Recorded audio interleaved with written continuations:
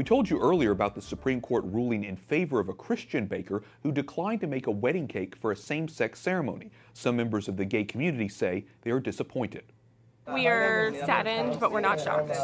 And the fact that the opinion was written by Justice Kennedy is makes it a little bit more saddened, because we know that he's stood up for LGBT equality in the past.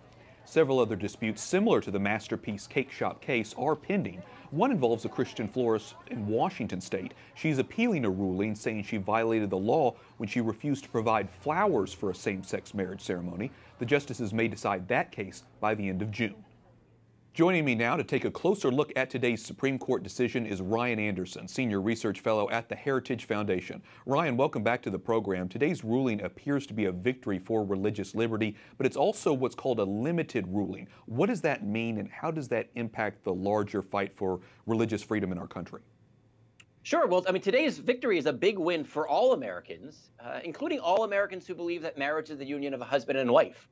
The Supreme Court said in a 7-2 ruling that the state of Colorado had shown undue hostility towards Jack Phillips and his religious beliefs by not even considering that they would deserve First Amendment protection.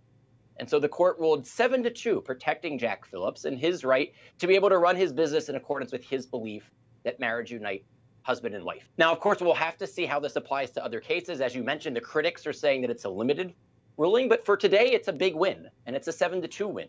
I want to have you respond to the critics, because a lot of them say that bakers like Jack Phillips are discriminating against same-sex couples. What's your response to that? He's not discriminating at all. And this is something that Justice Gorsuch really pulls out very nicely in his concurring opinion. He says the baker, Jack Phillips, doesn't even take into consideration the identity of his customers. He won't bake a cake celebrating a same-sex wedding, regardless of who asks him to bake that cake. It doesn't matter the identity of the people, it matters his identity and what sort of speech he can speak, what sort of celebrations he can celebrate. It's about him, it's not about the customer. And Gorsuch pulls this out by showing that the Colorado Civil Rights Commission agreed with that line of thinking in 3 other cases. There were 3 bakers who refused to do anti-gay cakes, and the commission said that's not discrimination. But when Jack Phillips says he can't do a pro-gay marriage cake, that all of a sudden is discrimination. And so the Supreme Court today, 7-2, said that's a double standard, and that the state of Colorado can't apply a double standard simply to denigrate and demean and stigmatize Jack Phillips. It's interesting, Ryan, hearing you talk about this case in particular, because it reminds us of another case that we're closely watching, a florist out of Washington state, Baronelle Stutzman, who's appealing a state Supreme Court ruling in her state that she violated state law for refusing to provide wedding flowers for 2 men. So how do you think today's decision will affect her case and others across the country? So if you just look at today's holding, part of it we'll see, was there explicit animus towards Baronelle and her religious beliefs? You could see how SOGI laws are being used, SOGI laws being sexual orientation and gender identity anti-discrimination statutes. They're being used as swords to persecute people rather than as shields to protect people.